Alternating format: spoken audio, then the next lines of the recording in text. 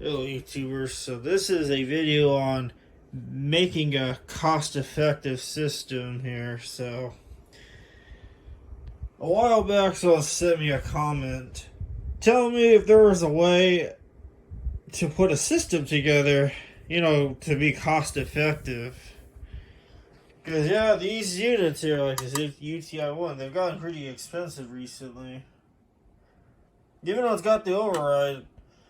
So this person told me, they explained they wanted something where they could pick up the phone, page like a standard desk phone. Well, this override will do the trick, but like I said, these units are not cheap.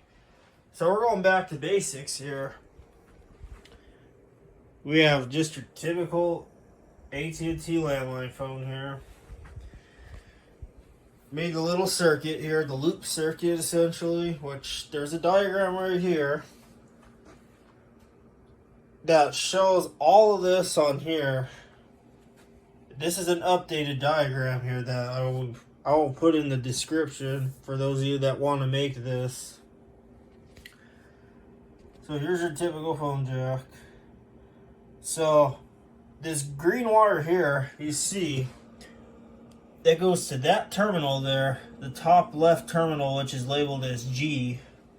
That's what this green wire stands for. This is G going to there.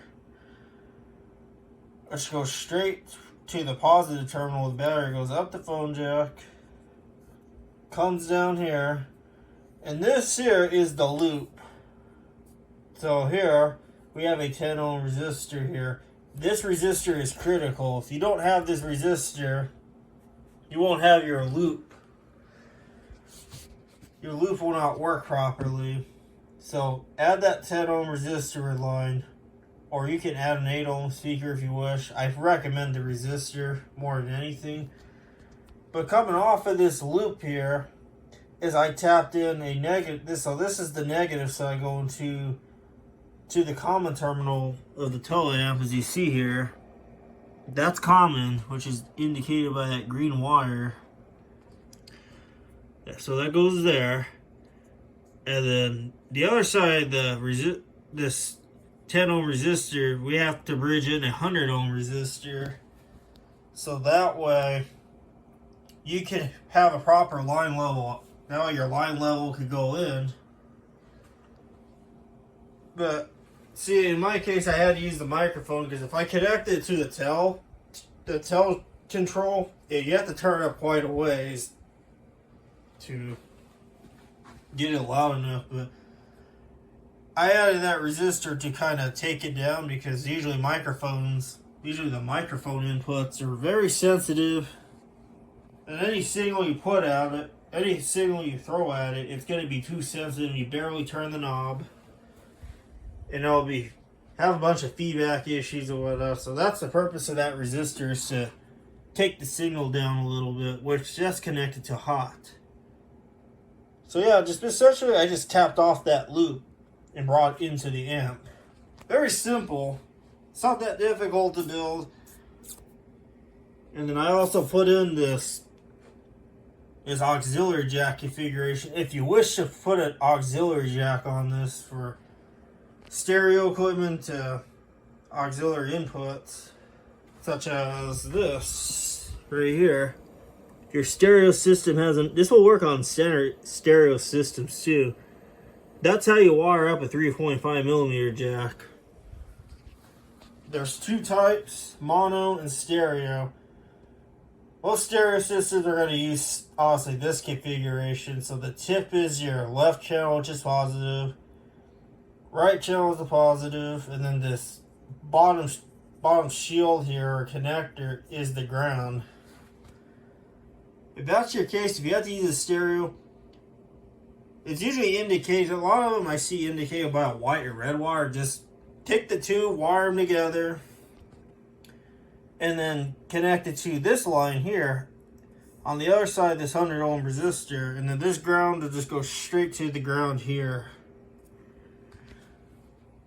So it does work. So I'll pick this up.